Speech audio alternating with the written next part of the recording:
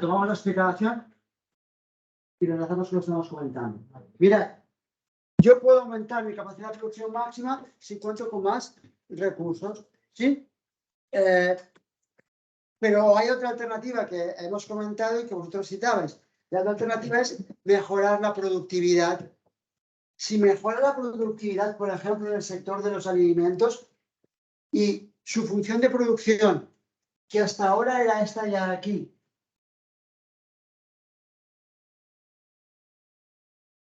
si la productividad mejora, somos por tanto más eficientes, ¿qué sucederá? ¿Cuál será la consecuencia inmediata? Que con los mismos recursos podemos producir más. Cuando con los mismos recursos podemos producir... Cuando con los mismos recursos podemos producir más, la función de producción se desplaza hacia arriba. Y fijaos, antes de que mejorara la productividad, con 50 horas producimos 25 toneladas. Ahora fijaos, con los mismos recursos, 50 horas, somos capaces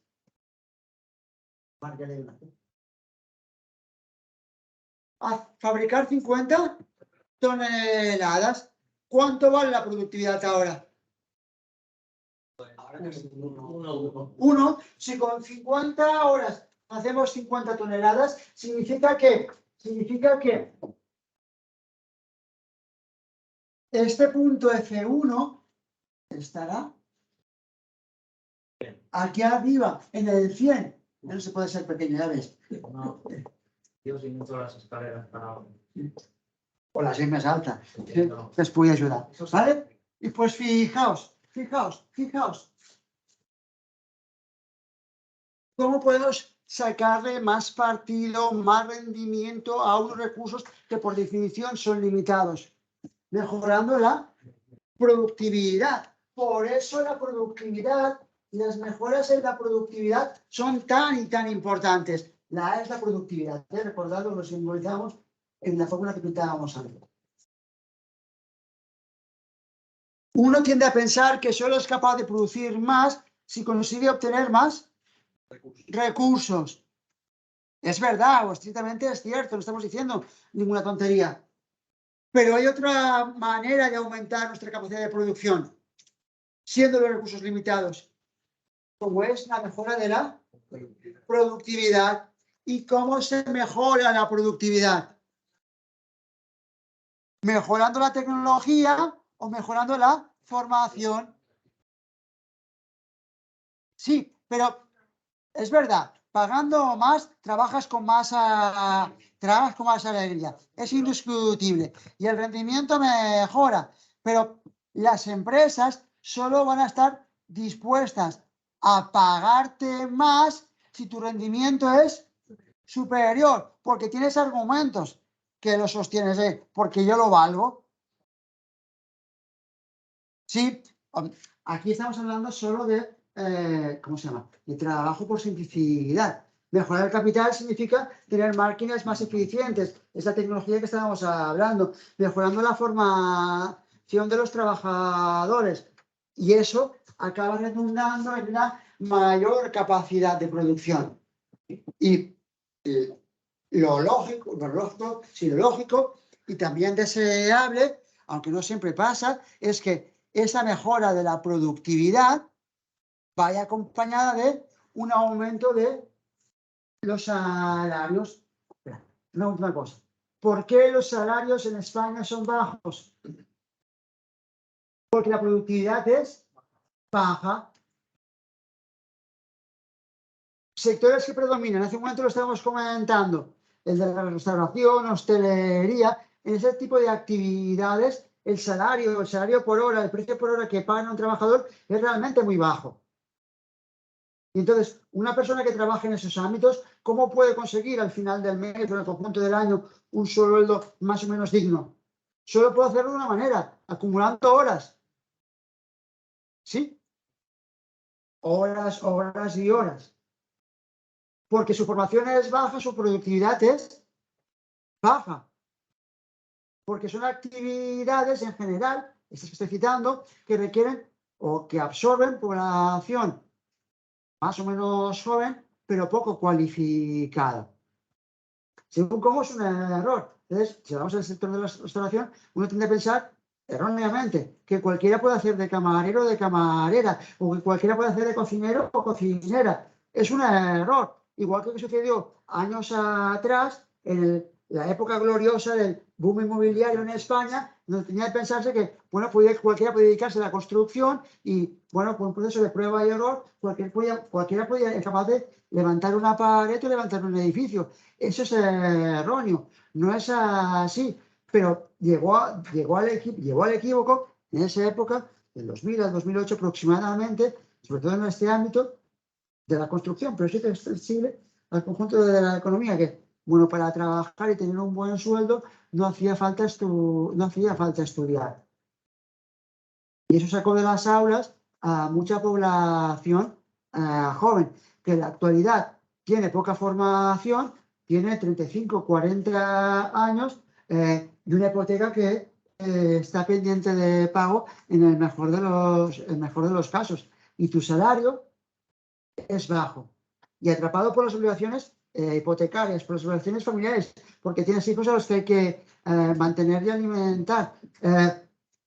Tienes que dedicar tu tiempo, todo tu tiempo, buena parte de tu tiempo a trabajar, a dedicarle horas, porque el precio ahora por el que eres atribuido es bajo y es un pez que se muerde la cola. ¿Entiendes? Entras en un proceso vicioso del que es difícil escapar.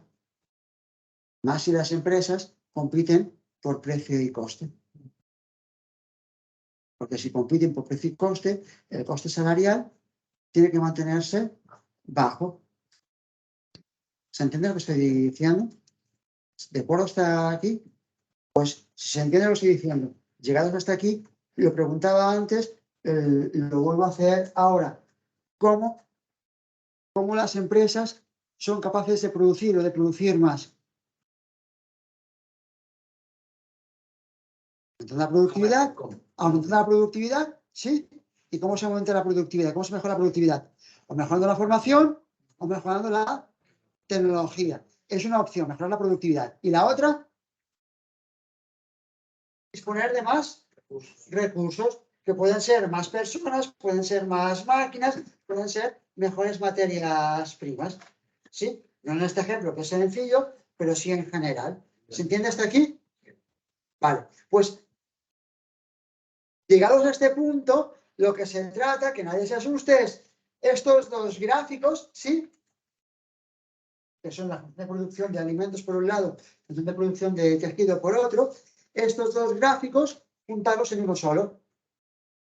Y cuando estos dos gráficos, que son dos funciones de producción, los juntamos en uno de solo, encontramos lo que llamamos frontera de posibilidades de producción, que son los primeros gráficos con los que os encontráis cuando ojeéis los apuntes de la asignatura, particularmente la parte de microeconomía. Ese gráfico, esa figura que llamamos frontera de posibilidades de producción, se deriva o se obtiene a partir de estas funciones de producción individuales de cada producto. Y para entender lo que hay detrás de esa frontera, yo suelo hacer como paso previo explicar lo que hay detrás para que se entienda con más precisión las particularidades de la frontera de posibilidades de producción. ¿Puedo borrar los gráficos? ¿Sí? Vale.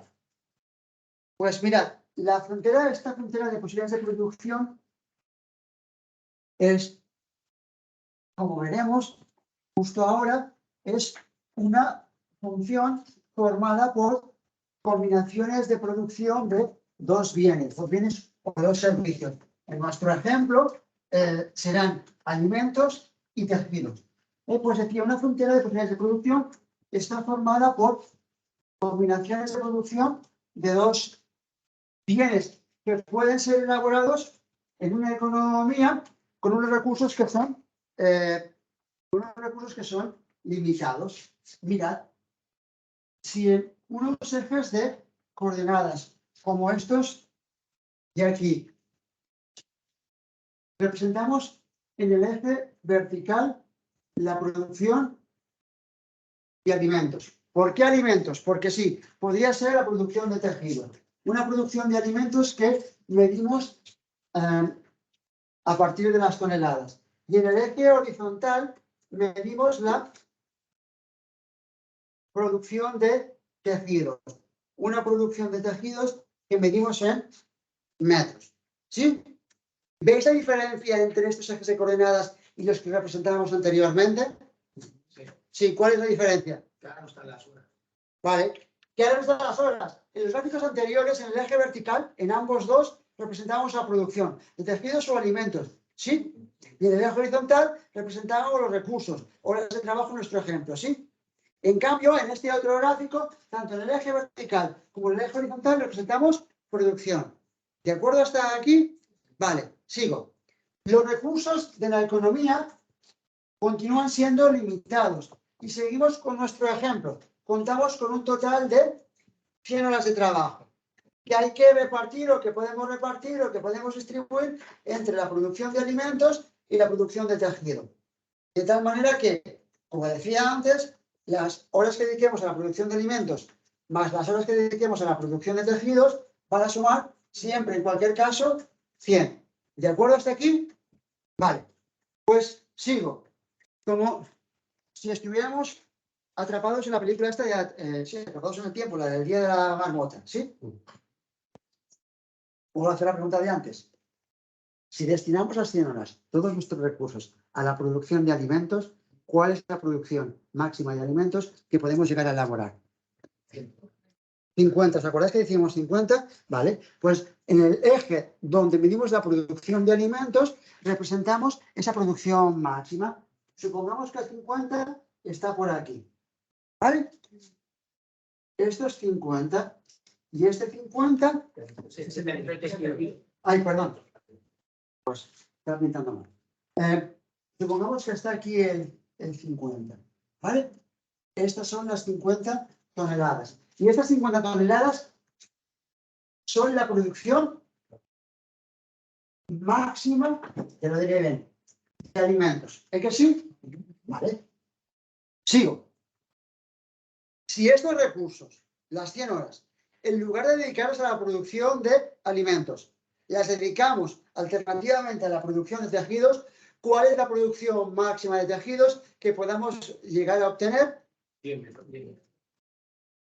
¿Todo el mundo? ¿Sí?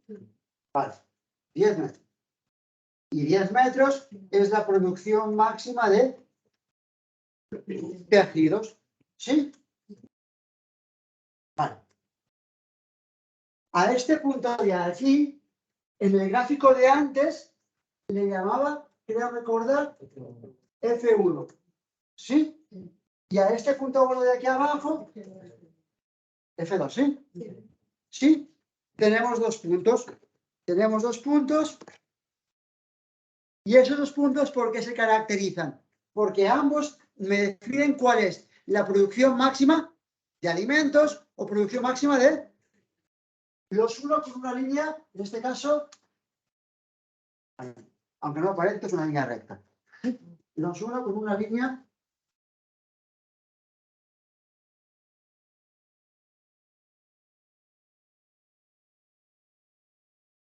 ¿sí? A esta línea la llamo FPP. FPP es el acrónimo, son las siglas de frontera de posibilidades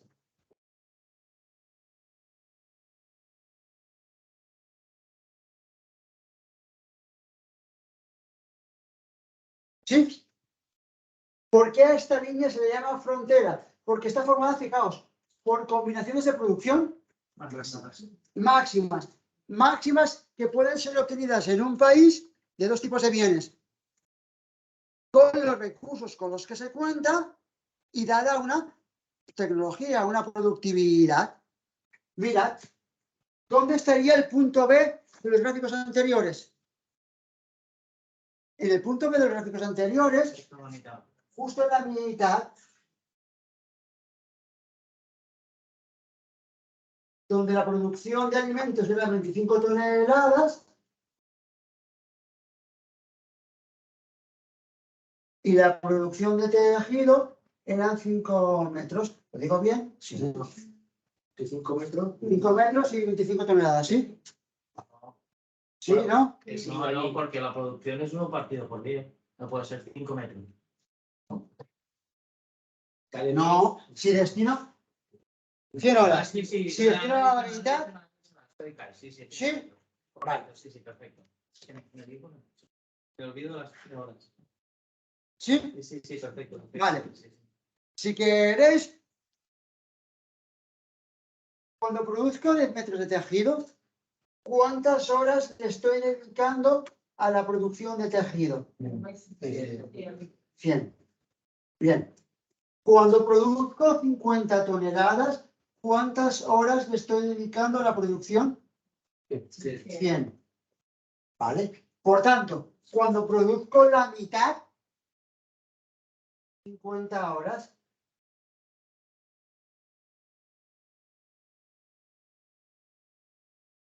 ¿Se entiende? ¿Vale? Pues mirad, la frontera está configurada por combinaciones de producción de dos bienes que determinan la producción máxima que se puede llegar a obtener en esa economía, dados los recursos, en nuestro caso las 100 horas, y dada la productividad. ¿De acuerdo hasta aquí? Vale, pues si estáis de acuerdo con esto, si todo el mundo lo entiende, os pregunto, ¿me puedo ubicar en un punto X como este del gráfico? En este punto X, la producción de alimentos son 50 toneladas. Y en este punto X, la producción de tejido son 10 metros. Esta economía puede producir a la vez, simultáneamente, 50 toneladas y 10 metros. No. Si subimos los recursos, si mejora la productividad, quizás sí. Pero en las condiciones actuales, no. Por tanto, este punto X es una combinación de producción. ¿Es posible? ¿Puedo situarme en este punto? No, es una combinación de producción. Tachán, tachán, tachán. No es posible. ¿Y por qué no es posible? Aparte de porque lo diga yo, pero eso mismo no es ninguna razón. ¿Por qué no es posible? Los recursos son limitados. Porque no disponemos de recursos suficientes o porque la productividad no es la suficiente. Por tanto, en cualquier punto situado más allá de la frontera, está configurado por combinaciones de producción que no son factibles, que no son posibles, porque no disponemos de recursos suficientes o porque la tecnología, o la productividad, mejor dicho, no lo permite.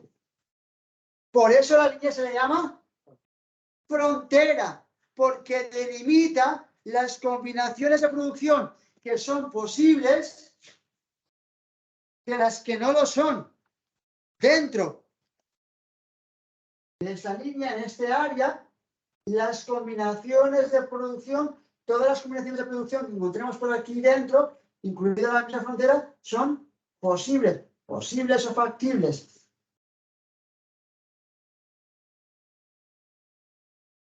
Las otras no.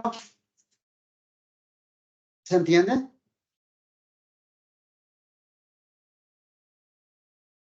Sí.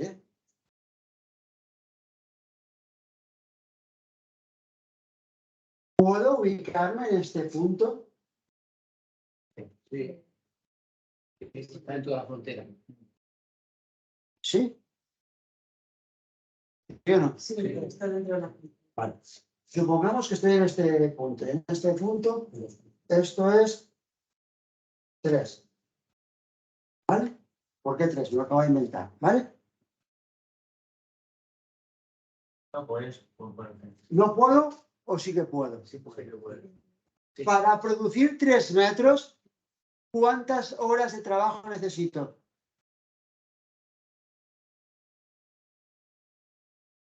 A este punto le damos Z. 30.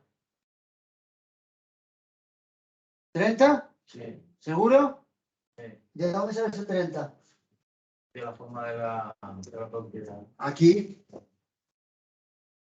Si les destino 30 horas, 30 entre 10, 3, ¿no? ¿Sí?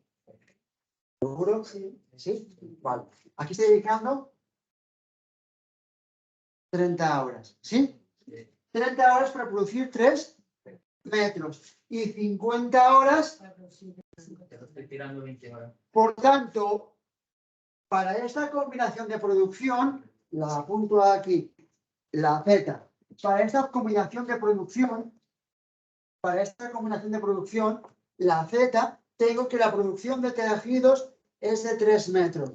Y estoy dedicando para ello, estoy requiriendo para producir 30 horas, ¿no? Bien. Estoy produciendo un total de 25 toneladas de alimentos. Y para producir 25 toneladas de alimentos necesito, ¿cuántas horas? 50, ¿no? No estoy siendo eficaz. 50. 30 más 50 son 80. 80 horas. ¿Sí? Sí.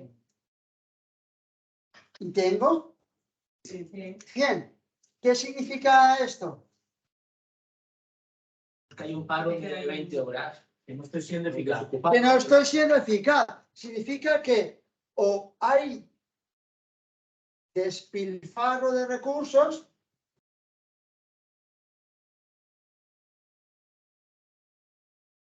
o que tengo recursos sobrantes, ociosos. Los recursos ociosos es paro. O sea que mi objetivo tendría que ser mantenerme siempre en la frontera de posibilidades de producción. O el despilfarro de recursos es lo que se llama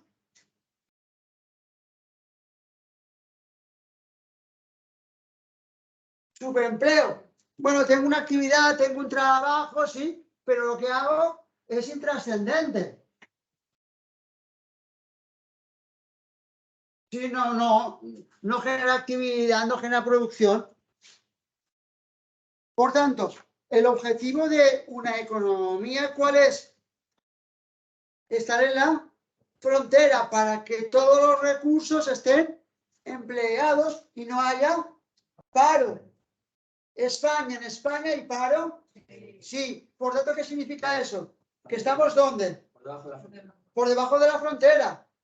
La producción es factible, pero hay recursos que no están siendo utilizados. Luego, ¿cuál es el objetivo del gestor económico? Sea del país, sea de una empresa.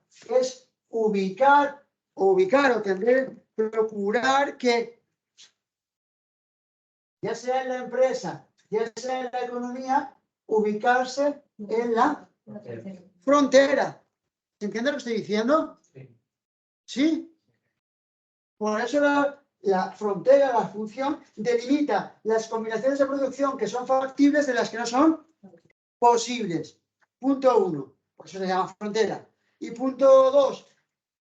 De las factibles, hay unas que son eficientes y otras que son ineficientes. Y las eficientes son las que se ubican sobre la misma frontera. ¿Sí? Y en este punto, la pregunta del $1.000.000 que no pienso pagar es: ¿qué punto es mejor? ¿El A? ¿El B? ¿El A, el punto A que he pintado ahora es eficiente? ¿Sí o no? Sí. Sí. ¿Y el B? Espera, bueno.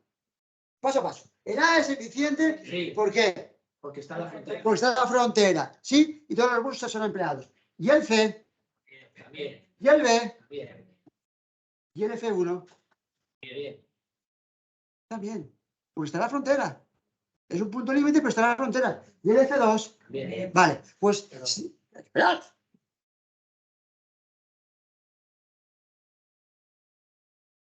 ¿Cuál es mejor?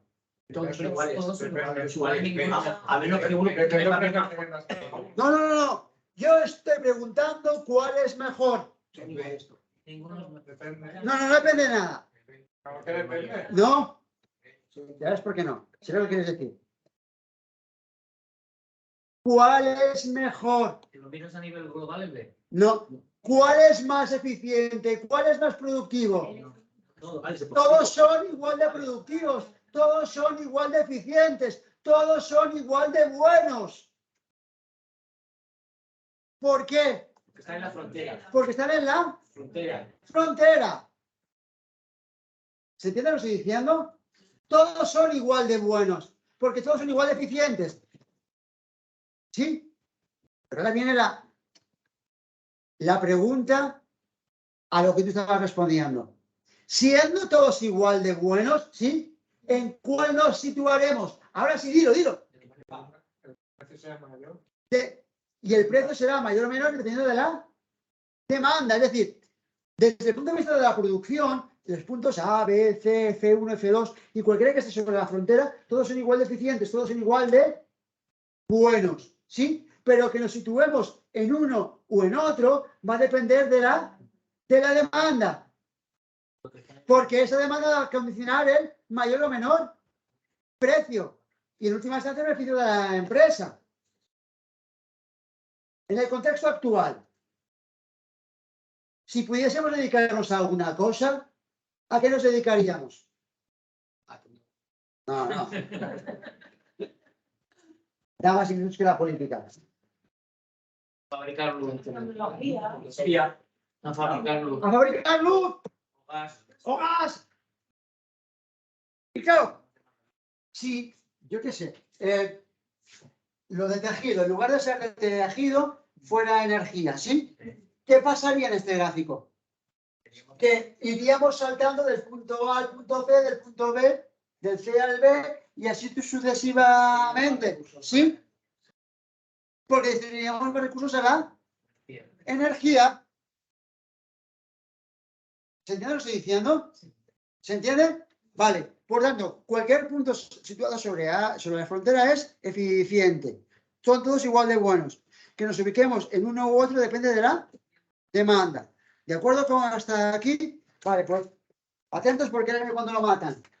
Pasar del punto F1 al punto B tiene algún coste. Pasar del punto F1 al punto B tiene algún coste. Sí, o si tienes que utilizar diferente maquinaria. No tiene ningún coste. En principio es igual eficaz, por tanto no. Los recursos son los mismos. Vale. Si Lo partimos pregunto de otra manera. Antes de llegar a él.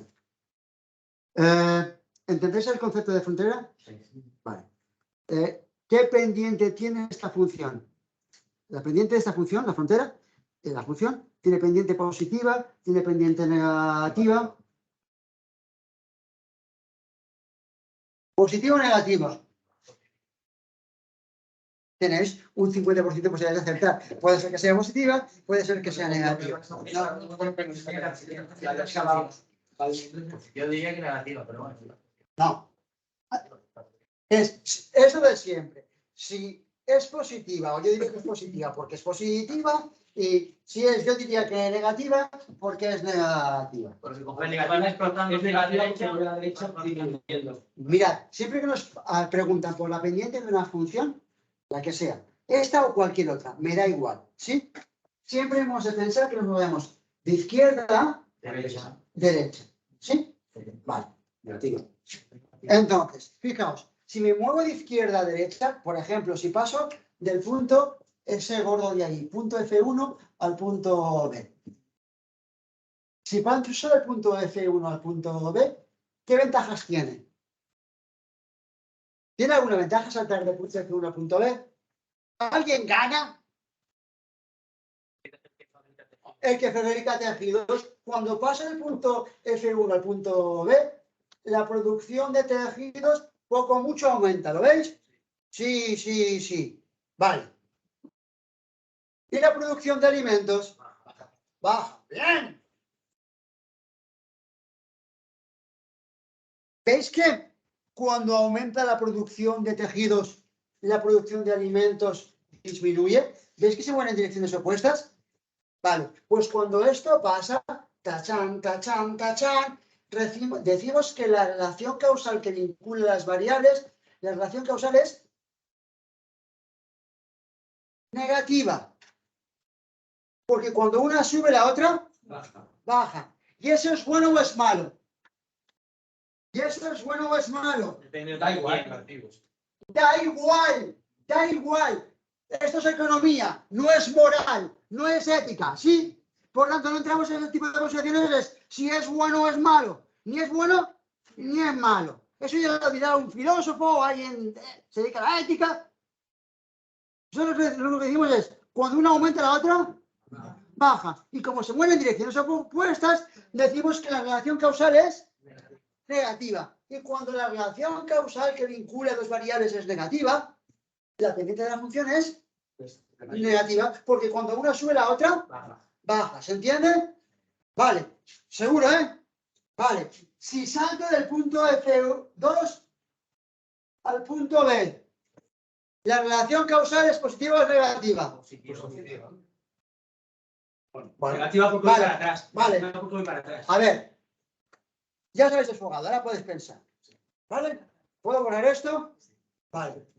Voy del punto B, no, perdón, del punto F2 al punto B. Por tanto, el origen de la gráfica es el punto S2. Pero no, estoy aquí, ¿sí? Sí. Y salto al punto B. Sí. Cuando salto del punto F2 al punto B, ¿qué le pasa a la producción de tejidos? Que baja. Que baja. Bien. ¿Y la producción de alimentos? Sube. ¿Qué relación causal vincula las variables? Negativa. Porque se mueven en direcciones. Opuestas. Cuando una sube, la otra baja. Cuando esto pasa, la relación causal que vincula las variables es negativa. Esto es súper importante. No tanto para en términos de gráfico, que también, sino porque hay que saber interpretar.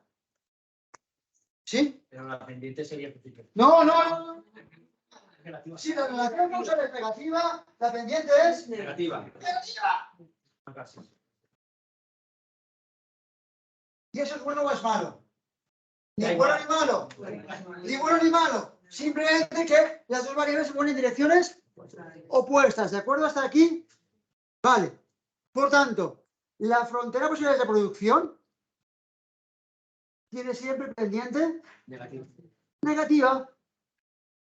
¿Sí? Vale. Eso es lo que diría un matemático, pero nosotros somos economistas. La pregunta es ¿por qué? ¿Por qué? ¿Cuál es la justificación económica de esa relación causal negativa?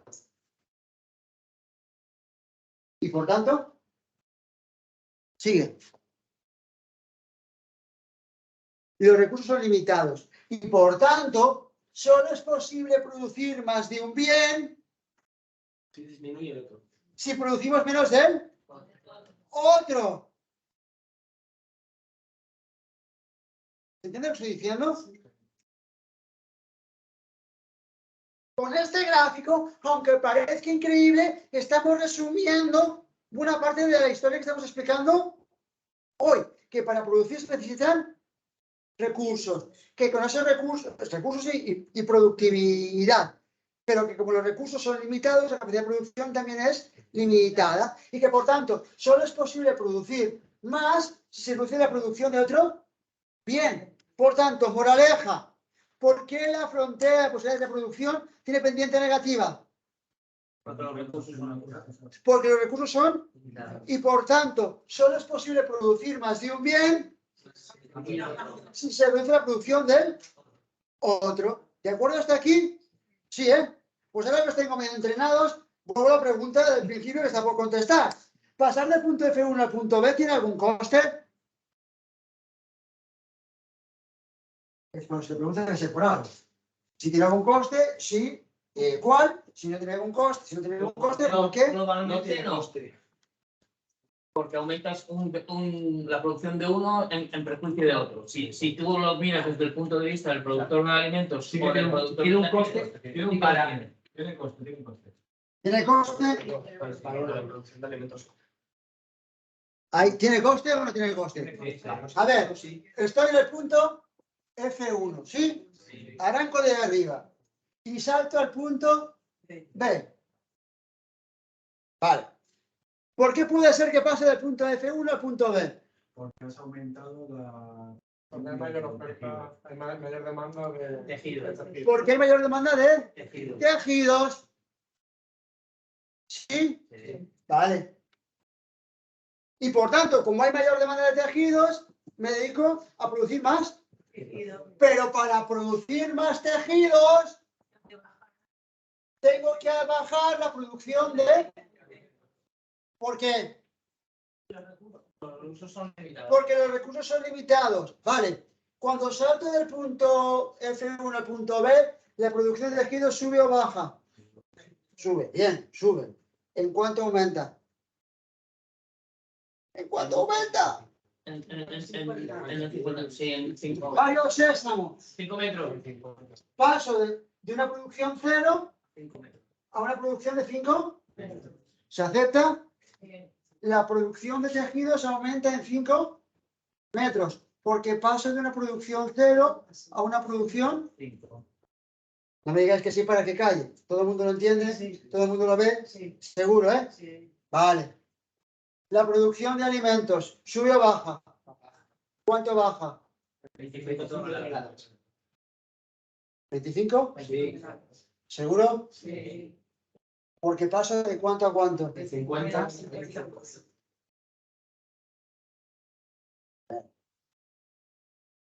Por tanto, saltar del punto al punto, perdón, del punto C1 al punto B tiene algún coste.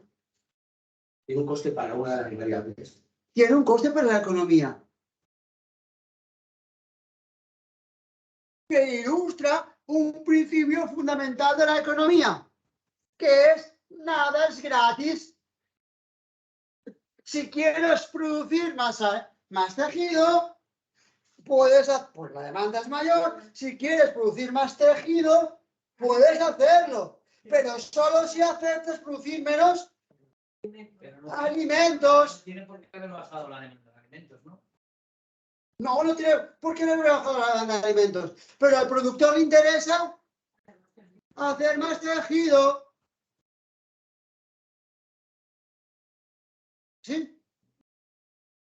Por tanto, cuando pasamos del punto F1 al punto B, ¿hay algún coste? Sí. Producir 5 metros más de tejido entraña, comporta, supone reducir en 25 toneladas la producción de alimentos. ¿Se entiende? ¿Cuál es la pendiente de la función? Es negativa. ¿Y cuánto vale? 5 toneladas. A cada metro de tejido, ¿cuántos? Os lo planteo de otra manera. Pasar del punto F1 al punto B tiene algún coste. Sí. Vale, pues ese coste le llamamos coste de oportunidad. ¿Qué es el coste de oportunidad? Importante. Espera. ¿Qué es el coste de oportunidad? Súper importante. De momento no apuntéis pasar del punto F1 al punto B. ¿Qué es el coste de oportunidad? Venga, ¿el coste de oportunidad qué es? El coste de oportunidad es, en general, es el coste de tomar una decisión. ¿Vale? Por eso, cuando tomamos una decisión, vuelvo casi al principio de la clase de hoy. Tomar una decisión no es gratis. Porque como las necesidades son ilimitadas y los recursos son escasos, no se puede tener todo. Y por tanto, solo podemos producir más de un bien si aceptamos dejar de producir otro. ¿Vale? Y esa decisión de producir más de uno y dejar de producir del otro tiene un coste. Ese coste es el coste de oportunidad. Por tanto, en general, el coste de oportunidad, ¿qué es? Es el coste de tomar una decisión. ¿Sí? Y explica que nada sea gratis. Estar hoy aquí escuchando el rollo del coste de oportunidad, las funciones de posibilidades de producción, estarme escuchando a mí esta tarde, o las tardes que venís aquí los lunes. aunque el curso fuera gratis, que no lo es, pero aunque el curso fuera gratis, ¿sí? Precio cero, para vosotros tendría un coste, porque las 3 horas o más que empleáis para venir aquí y escucharme el rollo, ¿sí? Tienen un valor. Pues el valor el precio que le pongáis, el valor que le deis a las horas que estáis empleando aquí, es el coste que tiene para vosotros escucharme, más el precio de la matrícula. Pero aunque el precio de la matrícula fuera cero, por eso todo tiene un...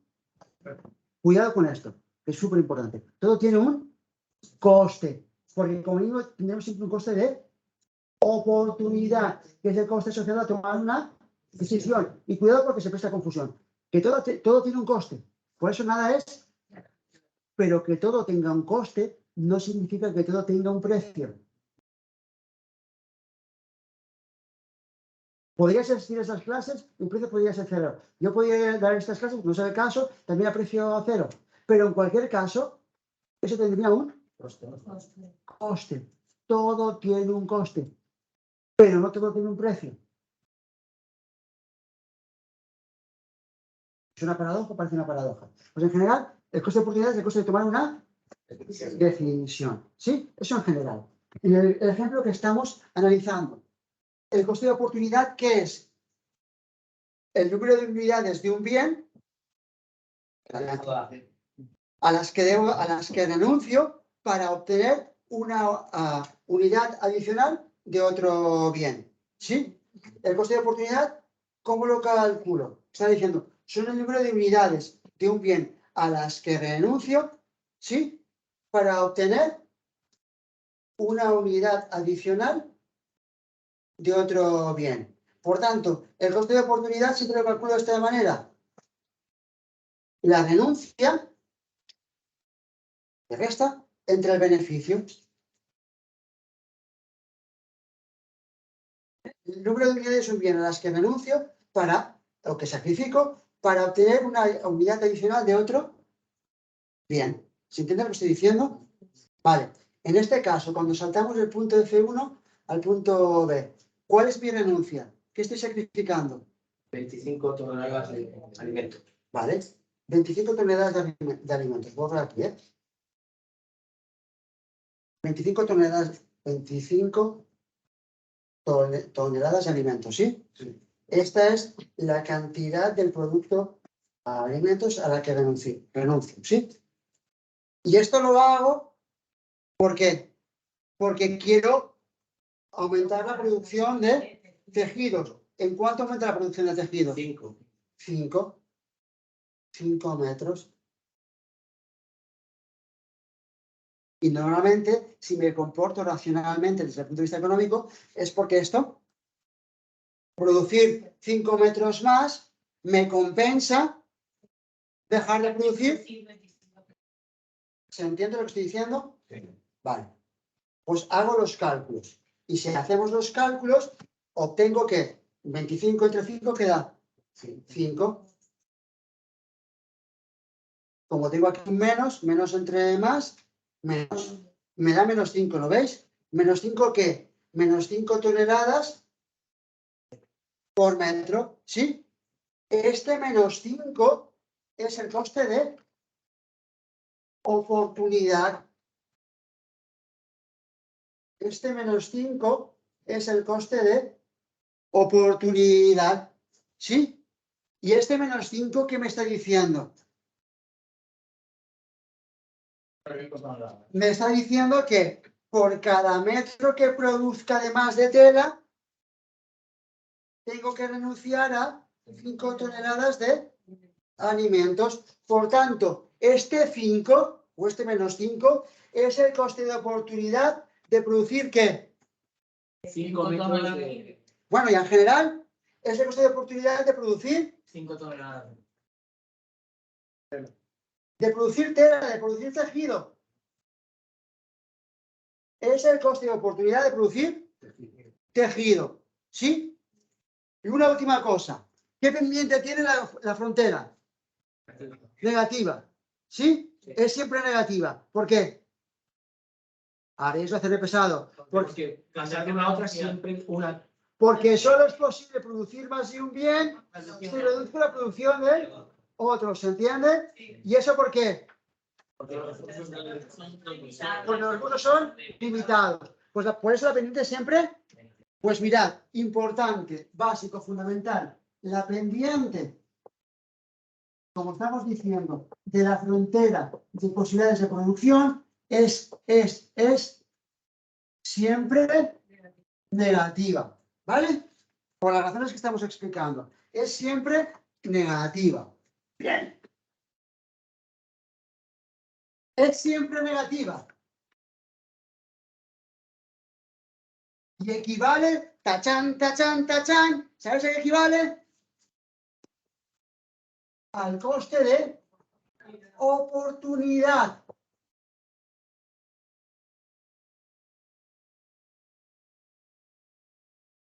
Por tanto, casi para terminar, Deo, gracias. ¿Cuánto vale la pendiente de esta función? Menos 5. Menos 5. Mirad, si cojo ese 50, este 50, la producción máxima, ¿sí? Y lo divido entre 10, que es la producción máxima de ácidos, y me da 50 entre 10. 5. Es la manera que tengo de saber cuál es la pendiente de una función, cualquier función. Por tanto, la pendiente de esta función es 5 y la pendiente es el coste de oportunidad. En este caso es el coste de oportunidad, es verdad. Es el coste de oportunidad, pequeño detalle, de producir, ¿qué? Tela, de producir tejido. Siempre la pendiente es el coste de oportunidad de producir el producto que tenga en el eje horizontal. En este caso es tejido.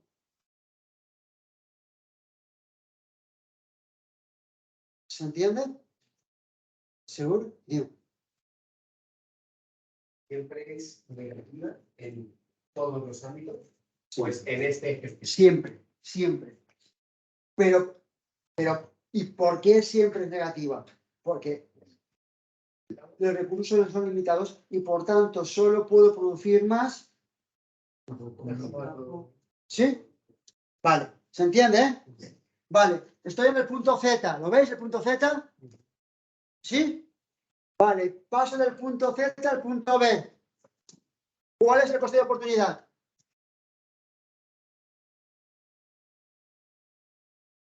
Estoy en el punto Z.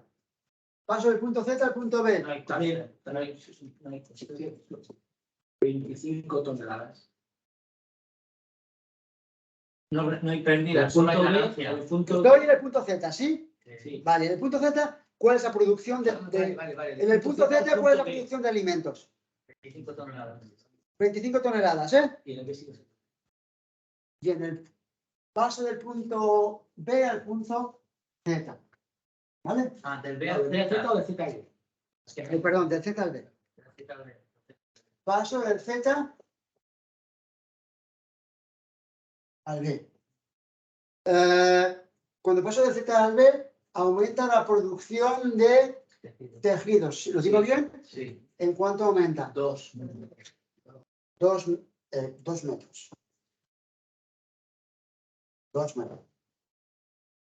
Porque paso de un valor 3 a un valor 5. ¿Sí? Sí. Vale. Y la producción de alimentos. Sí, igual. La variación de la producción de alimentos es 0. Es 0. Porque paso de un valor 25 a un valor. ¿Hay coste de oportunidad? No, ¿por qué no? Que no hay pérdida. ¿Por qué no dejo de producir otra cosa? ¿Y por qué no dejo de producir otra cosa? Porque ha aumentado la La productividad. eficacia. Más horas, más recursos. Porque tenía recursos ociosos. Y puedo aumentar la producción porque esos recursos que tenía ociosos los estoy aplicando en proceso de producción. Y por tanto, no los estoy detrayendo, no los estoy quitando de otras partes. ¿Se entiende? En la época gloriosa del boom inmobiliario, todo hijo de vecino quería dedicarse a la construcción, o casi todo hijo de vecino. Bueno, pues eso que implicaba que en otros sectores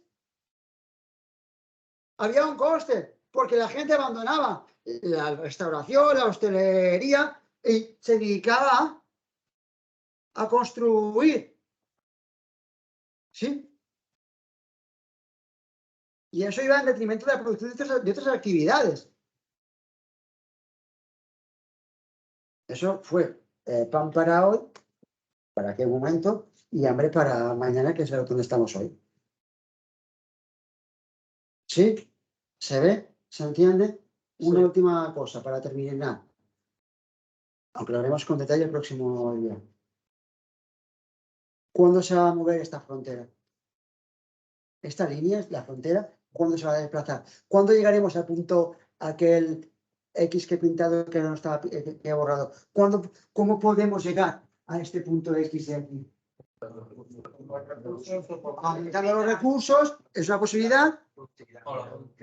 Pues lo veremos el próximo día, que la frontera de posibilidades de producción de un país se ve alterada, se ve modificada cuando cambian los recursos, porque aumentan o porque disminuyen, o cuando se altera la productividad. ¿Qué le está pasando a la frontera de posibilidades de producción de Ucrania? A la frontera de posibilidades de producción de Ucrania, ¿qué está pasando? Se están yendo para abajo. Se está yendo para abajo. ¿Por qué? Porque están en guerra y su producción, su población se dedica a otras cosas, a defender el país, a guerrear, ¿sí? A defender el país. Parte de esa población está muriendo, ¿vale? Por tanto, podemos producir más, pero es que los recursos naturales o los medios de producción, como es el capital, están inactivos, están improductivos. Por tanto, la frontera se está desplazando hacia abajo y el país, como veremos el próximo día, se está empobreciendo. ¿Qué le pasa a un país cuando su población emigra? También baja. Y el que la recibe...